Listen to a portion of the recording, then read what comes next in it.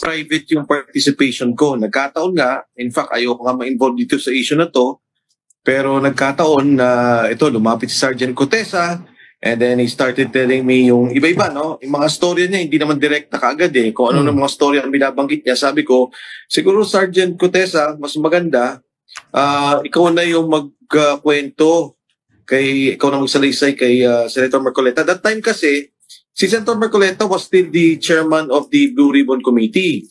So, but the day that they spoke, hindi na chairman nun si Sergeant Cotesa. I was with Senator Marcoleta, nag-uusap kami for another issue, another concern. Tapos binanggit ko lang, sabi ko may isang sarhento ng Marines, ganito yung kwento niya. Sabi niya, pero sabi ko sa kanya, hindi ko nakuha yung buong kwento.